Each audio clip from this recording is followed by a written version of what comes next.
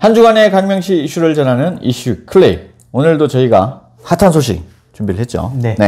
오늘은 광명도시공사 기간제 근로자 사망 사건을 중점적으로 다뤄보도록 하겠습니다.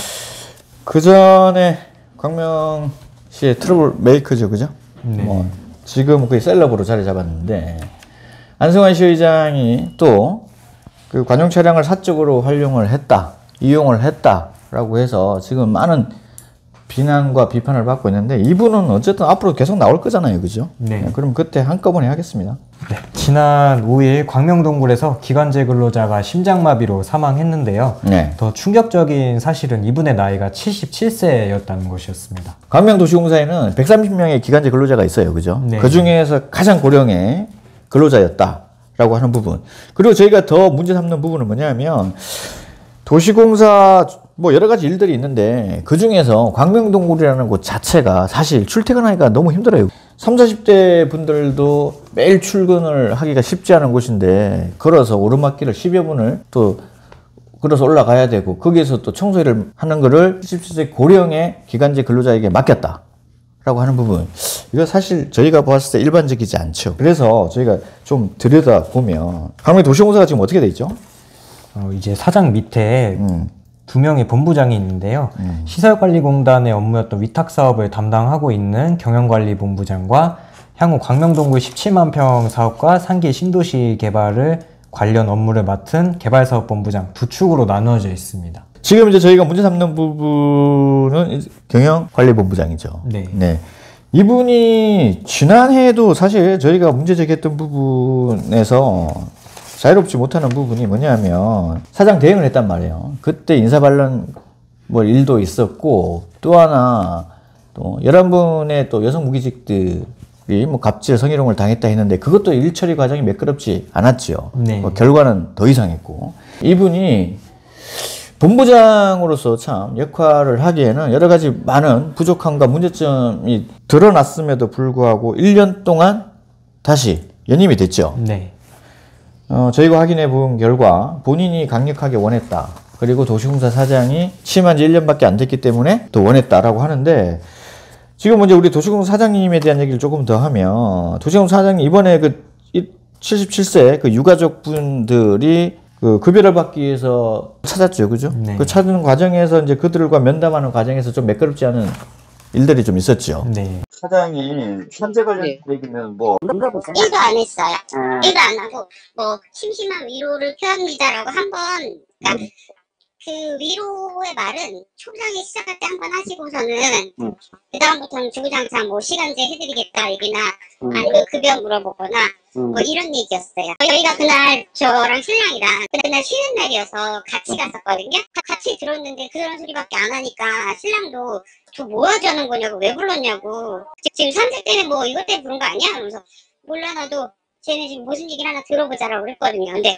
그 소리밖에 안 하시니까 저희 입장에서도 되게 불쾌하고 이게 뭐하러 부른 걸까? 유가족들이 듣기에 상당히 불쾌한 얘기들이 오고 갔어요. 이제 그들이 받아들이기에는 상당히 좀 불쾌했다라고 해서 저희가 도시공사 사장하고 통화를 해보니 그런 의도는 아니었다. 그래서 뭔가 유가족들에게 위로해주고 또 유가족들의 어떤 경제적인 활동을 지원해주기 위해서 여러 가지 얘기를 했는데 그들이 이제 받아들이기에 오해가 있었다라고 해서 도시공사 사장님이 뭐 그런 부분에서 만약에 오해가 있었다라고 얘기하면 본인이 사과를 하겠다라고 해서 일단 뭐 일단락이 되긴 했어요. 네. 그래서 제가 문제는 뭐냐면 이런 거예요. 광명시가 어떤 소리를 듣냐 하면 충청남도 광명시라는 소리를 듣는단 말이에요. 광명의 곳곳의 기관들 그리고 광명시청에 있는 국장급들이 대부분이 다 충청도 분들이세요.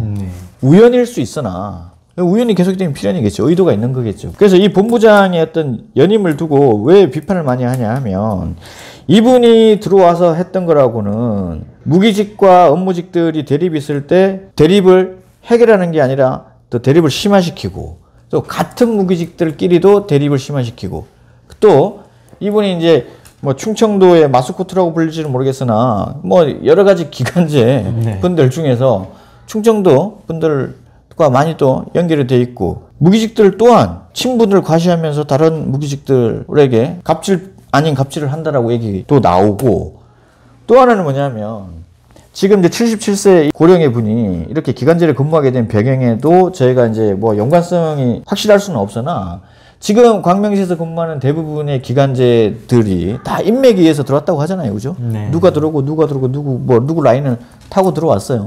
그래서 기간제가 가장 파워가 세다. 그래서 거기에서 근무하는 그 무기직들이나 업무직들이 그 얘기를 하더라고요. 기간제한테 한번 찍히면 끝이다. 왜? 바로 전화가 오기 때문에.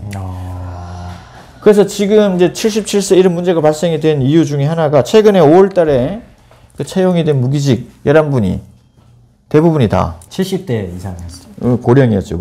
뭐 의도는 어떻을지 모르나 근데 저희가 봤을 때 이게 이해가 안 되는 부분인 거예요. 그럼 그전에는 왜? 그럼 갑자기 왜? 이렇게 되는 거죠. 그래서 특정 향후회와 연관이 있다는 얘기가 나오고 있어요. 이분들이 예를 들어서 70이 넘으면 기간제로 지원을 잘 안 한단 말이에요. 근데 갑자기 어떻게 된 일인지 11분이나 되는 70세 이상의 근로자들이 기간제로 채용이 된 걸 보면 뭔가 시그널이 있었다.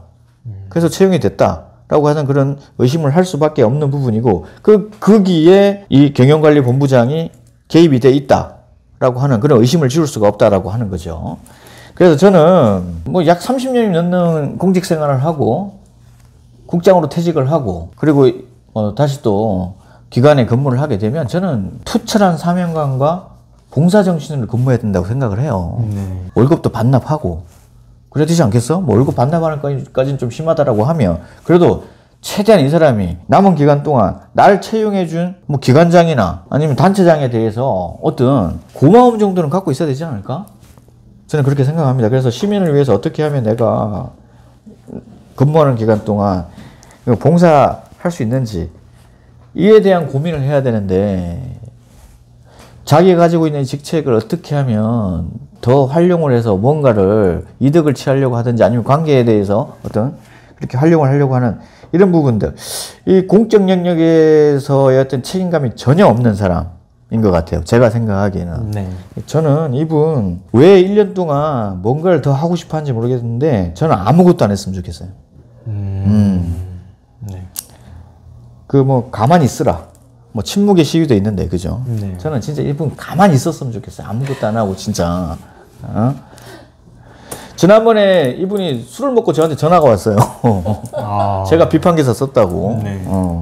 참 대단하신 분인데 훌륭하신 분이세요. 공적 영역에서 있는 분. 제가 지난번에도 얘기를 했지만 내가 내 가족을 책임지고 내 직원을 가족이라고 생각하는 어떤 오너라고 생각하면 절대로 그렇게 무책임하게 행동을 하지 않습니다. 금방 문을 닫기 때문에. 근데 이렇게 시민들의 세금으로 그리고 몇십 년 동안 근무했던 지역에서 또 단체장이 그리고 기관장이 뭔가 본인을 더 필요로 해서 일을 한다라고 했을 때 이번만큼은 진짜 좀 더 반성하고 책임감 갖고 공적 영역에서 내가 해야 할 일이 뭔지 1년 동안 이분 진짜 그래도 책임감 있는 사람이네 라는 소리 들을 수 있도록 좀 잘 좀 마무리를 해줬으면 좋겠어요. 뭐 고향이 어디고 이런 걸 다 떠나서 팔이 안으로 굽는다고 저는 이해는 합니다. 제가 만약에 시장이 됐어요. 그럼 저는 광명시에 있는 경상도 사람들 많이 채용할 거야. 아니 우리 제자들 하고 할 텐데 이해는 됩니다. 이해는 되는데 저는 그렇게 해서 들어가신 분들이 공적 영역에 들어가신 분들이 정말 책임감을 갖고 해서 본인한테 신뢰감을 준 분들한테 먹칠은 하지 말았으면 좋겠다. 그리고 시민들한테 좀 더 책임감을 갖고 일을 했으면 좋겠다라는 생각으로 이번 방송 마무리하도록 하겠습니다. 오늘도 시청해 주셔서 고맙습니다.